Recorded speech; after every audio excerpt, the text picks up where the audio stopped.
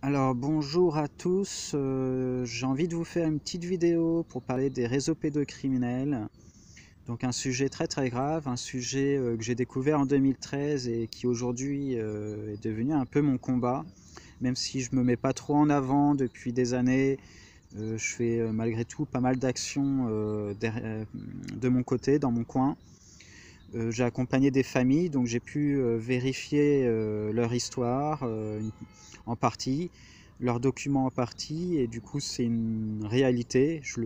Voilà, je suis une personne qui peut l'affirmer, le confirmer.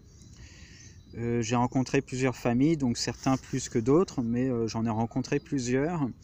J'ai eu l'occasion de vérifier les parents protecteurs qui dénoncent ce qui se passe.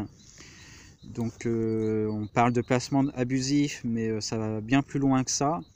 Ça va, c'est tout un réseau qui est derrière tout ça, à la fois à travers des sectes satanismes qui sont nourris par des notables, donc à la tête du gouvernement et d'autres. Donc c'est pas une théorie du complot, mais c'est un véritable complot, hein. Si vous regardez la définition de complot, bah, c'est ce qui se passe, hein. Si vous réfléchissez un minimum, aujourd'hui il y a énormément d'éléments qui nous montrent que c'est le cas. Quand on regarde les gilets jaunes par exemple, et la réaction de l'État, bah non, on n'est plus du tout en démocratie et c'est bien bel et bien un complot qui est derrière tout ça, quoi. Euh, mais là, je vous parle des réseaux pédocriminels, ce qui veut dire que donc, les placements abusifs, je pense que c'est plus besoin de le prouver, hein. Vous allez voir sur Internet, il y a trop de témoignages pour ne plus en douter. Et même maintenant, bah, les médias officiels le confirment aussi, hein. Donc malgré la censure, c'est un fait. Donc les placements abusifs, qu'est-ce que c'est? Bah, c'est des enlèvements, c'est l'État qui enlève des enfants sous prétexte de protéger l'enfant de bourreaux, mais malgré toutes les autres solutions, parce qu'il y a énormément de parents protecteurs qui dénoncent soit l'autre parent, soit le bourreau qui a fait du mal à son enfant. Et tout ça sera prétexte à enlever l'enfant, à le placer dans un foyer ou ailleurs, hein, dans une famille d'accueil, etc. Et malgré la bonne volonté du parent protecteur, à montrer qu'il y a voilà, qu'il y a moyen de recréer un lien entre le parent protecteur et l'enfant, eh bien l'État refuse ça et ça se retourne contre le parent protecteur. Ce qui veut dire que l'État va, quand je dis l'État, ça peut être différentes structures. Souvent on parle de l'ASE, donc l'aide sociale à l'enfance, qui va faire des faux témoignages, des faux documents pour faire passer le parent protecteur en personne folle, hein. On lui fait un faux rapport psychologique souvent. Mais des fois, c'est pas l'ASE, ça va être la justice qui va prendre des décisions totalement aberrantes. Le cas typique, c'est le parent bourreau qui a été violent envers l'enfant et on a la preuve, qui a été reconnu d'ailleurs par la justice. Et bien malgré ça, la justice va prendre la décision de remettre l'enfant entre les mains de ce parent bourreau, au lieu de le mettre entre les mains du parent protecteur. Pourquoi? Parce que le parent protecteur commence à découvrir ce qui se passe derrière tout ça, commence à comprendre qu'il y a ce réseau pédocriminel voilà, qui est nourri par des personnes lambda, mais aussi par des notables.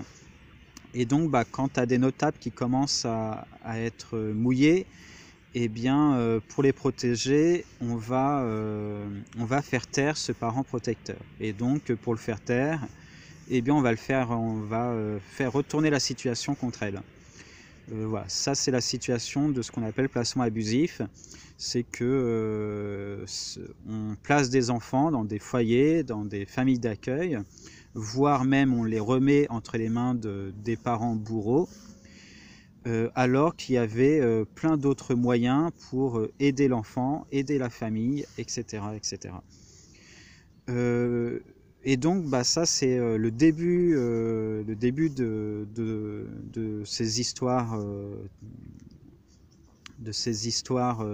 actuelles. La fin, souvent, bah, on découvre qu'il y a un réseau qui est derrière tout ça. Il y a des notables qui viennent dans les foyers abuser des enfants, qui font ceci, cela, etc. Et dans les histoires plus graves encore, eh bien, on découvre qu'il y a des sectes satanistes qui font des rituels, qui font des meurtres d'enfants, qui initient des enfants à tuer d'autres enfants, et voilà, avec toute la pédocriminalité qu'on peut imaginer autour de ça.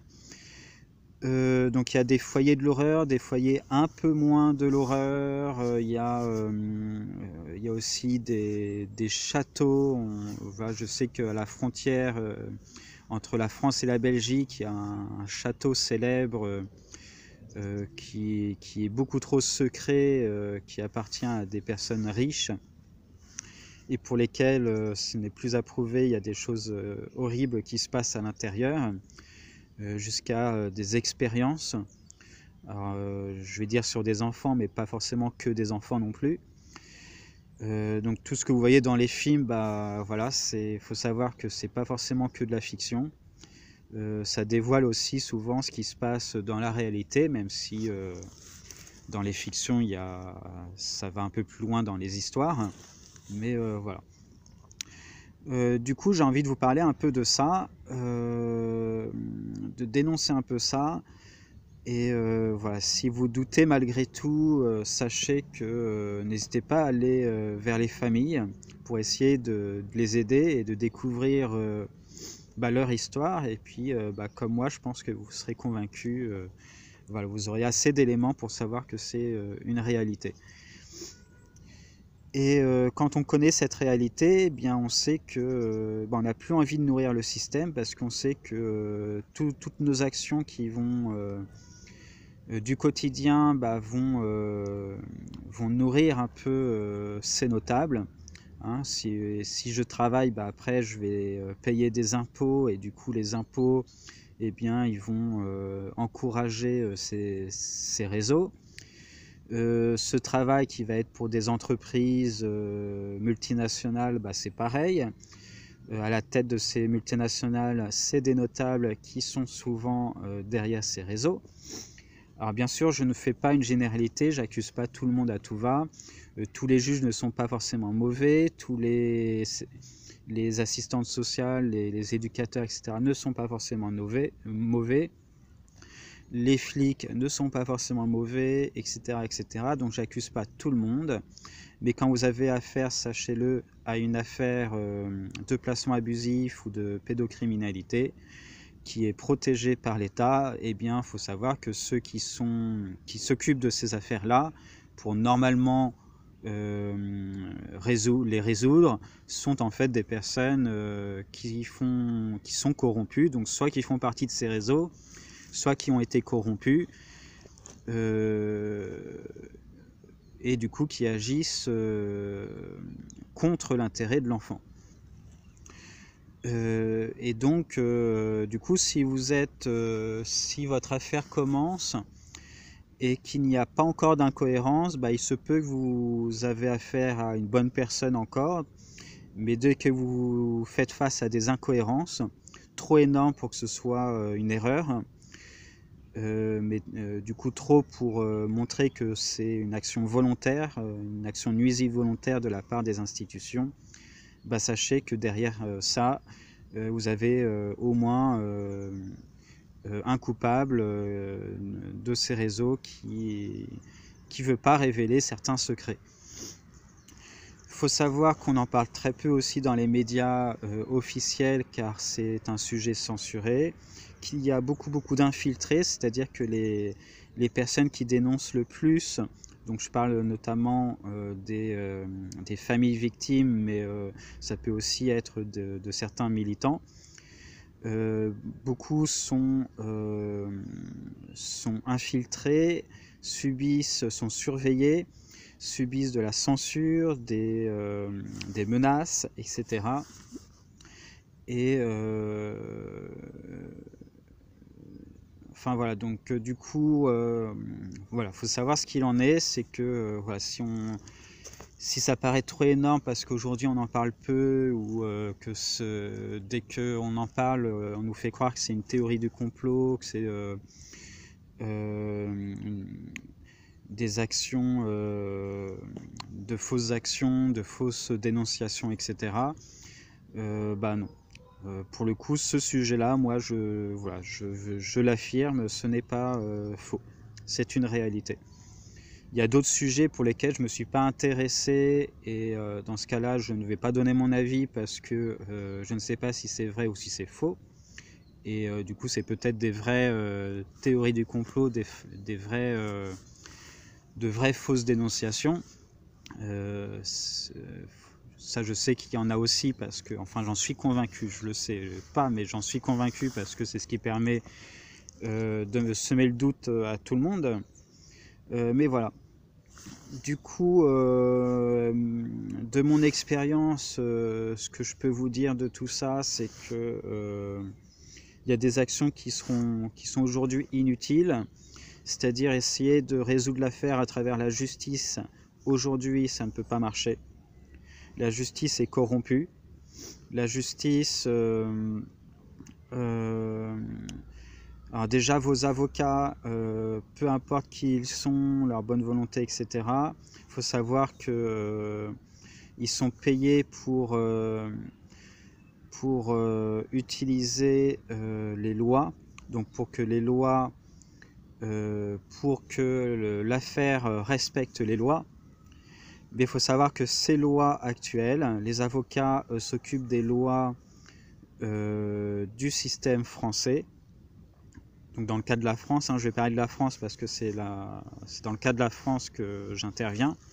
Je ne connais pas forcément les lois dans les autres pays, mais on trouvera de toute manière des similitudes, forcément, puisque c'est un sujet international malgré tout, quand on parle de l'UCCC et compagnie. Il faut savoir que les avocats s'occupent des lois, donc du code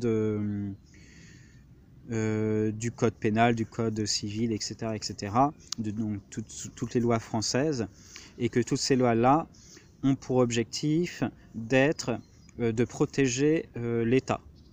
Du coup, si l'État est mouillé derrière, eh bien tous les avocats ne pourront pas vous protéger votre affaire, puisque les lois sont à votre désavantage. Malgré les textes que vous pouvez lire, malgré les lois, il faut savoir qu'il y a beaucoup de vocabulaire qui sont déformés, et le langage juridique est différent de la langue française.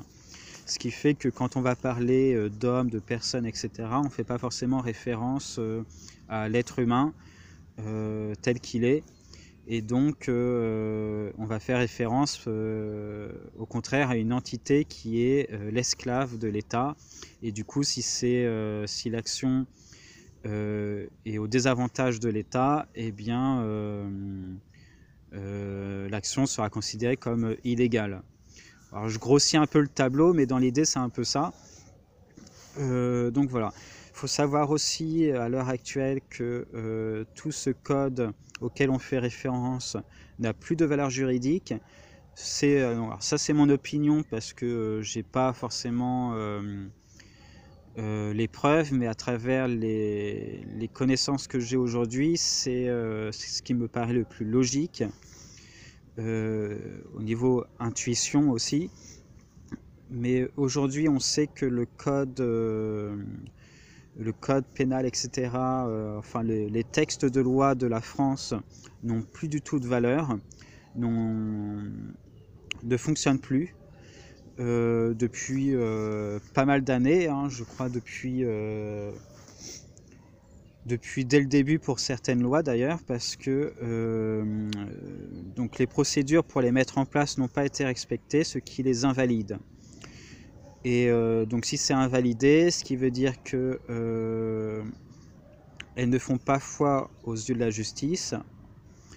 En tout cas, si vous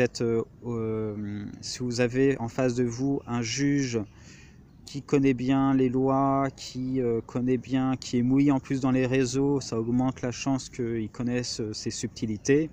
Et du coup, si vous faites référence à ces lois-là, eh bien, il s'en fiche totalement, puisque au fond de lui, il sait qu'elles n'ont plus de valeur. Il faut savoir que la Constitution n'est plus valable non plus, et je pense qu'il n'y a même pas besoin de le prouver aujourd'hui. Quand on lit les articles qu'il y a dans la Constitution, il suffit de regarder l'actualité, lointaine et moins lointaine, mais voilà, on sait qu'elle n'est plus du tout respectée aujourd'hui, et du coup elle est complètement invalidée. Et qui dit ainsi constitution invalidée, dit notamment du coup les lois n'ont plus de valeur non plus. Donc il faut savoir que du coup toutes ces lois-là n'ont plus d'effet au sein d'un tribunal. Donc si vous avez affaire à un TGI pour votre affaire, ça sert à rien d'y aller, car tous les faits que vous ferez autour de ça, ça se retournera de toute manière contre vous. Du coup, à quelle loi on fait référence? On va faire référence au droit international, à l'UNIDROIT, à l'UCC, etc. Donc des lois un peu plus compliquées et simples à la fois. Et du coup, donc ma théorie à moi, c'est que actuellement, la société, donc l'État, les institutions se donnent le droit de faire du mal grâce à ces lois qui font que tant que vous ne dites pas que vous n'êtes pas d'accord en faisant référence au bon texte, eh bien ça veut dire que vous consentez à ce mal. Et du fait d'être consentant, ils ont du coup le droit. Du coup, il y a plein de pièges au niveau juridique qui fait que si vous ne les connaissez pas, eh bien, même si vous dites je ne suis pas d'accord, je ne veux pas, etc., vu que vous ne faites pas référence à votre statut d'être humain, à telle loi, etc., etc., eh bien, ils sont dans leur droit, entre guillemets, bien sûr, de refuser vos plaintes et de continuer leur perversion. Du coup, je vous encourage à vous renseigner sur le droit international, UCC, etc., le droit romain, etc., pour essayer de trouver des pistes au niveau légal, donc au niveau de la souveraineté individuelle notamment. Donc je suis en train de regarder là-dedans. En tout cas, perdez pas d'énergie avec les tribunaux parce que c'est une perte de temps. Et aujourd'hui, on a la preuve maintenant avec l'expérience que toutes les affaires, les centaines d'affaires, voire milliers, qui ont eu affaire à la justice et qui ont essayé avec parfois de bons avocats, parfois de bons documents, de bonnes preuves, etc., n'ont jamais réussi à sauver leurs enfants ou ou dans de rares cas, c'était sous condition, et donc sous condition de ne plus parler, de ne plus dénoncer, etc. etc. Voilà, il y a des cas exceptionnels, mais voilà, faut pas croire que c'était parce qu'on a été trop fort par rapport à la justice, mais c'est parce que la justice avait davantage intérêt à redonner l'enfant plutôt qu'à persister. Voilà.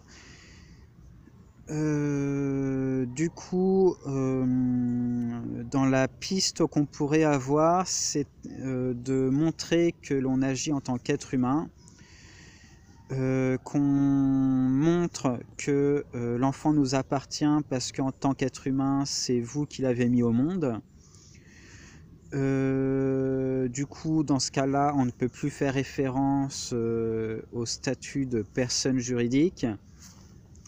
Et donc, on est obligé de faire référence donc au droit international, au système de contrat.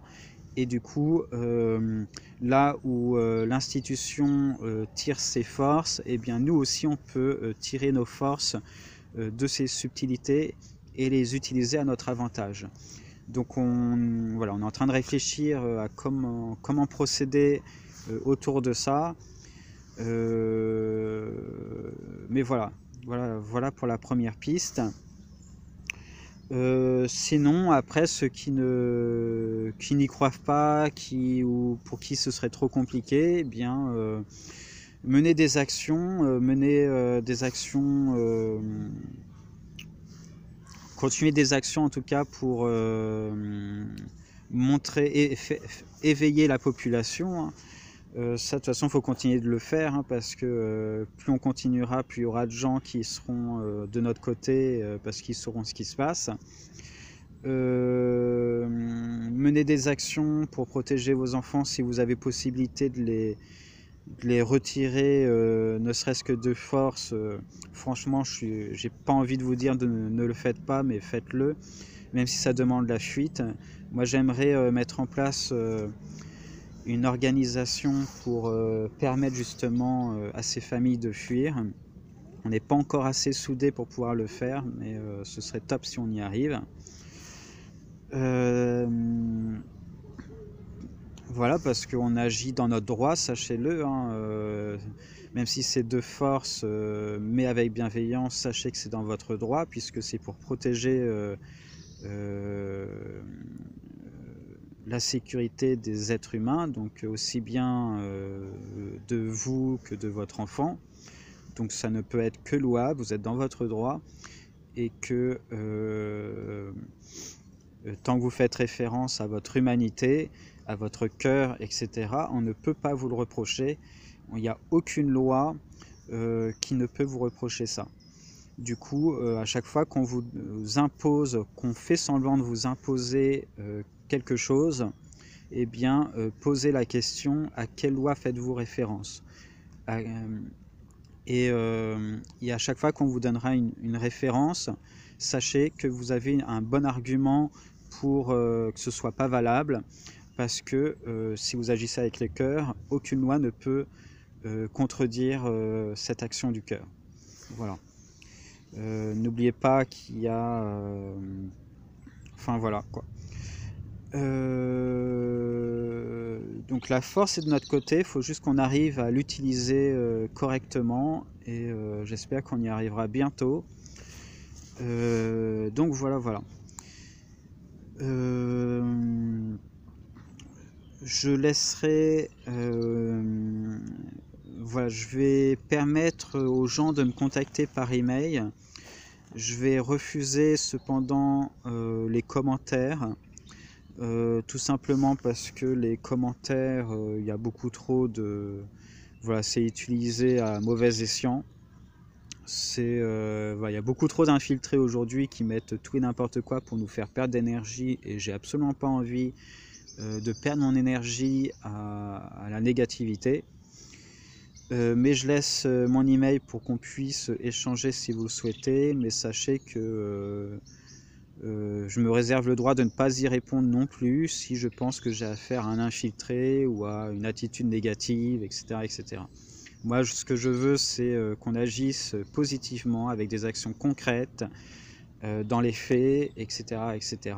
Et voilà, avec les forces de chacun et en respectant les faiblesses de chacun également, et en essayant chacun d'évoluer à son rythme, à sa mesure, etc. etc. Il est temps qu'on agisse, et donc voilà, bye bye, je vous dis au revoir à tous, et si vous avez des questions plus précises, je pourrais faire des vidéos un peu plus précises également. Bye bye.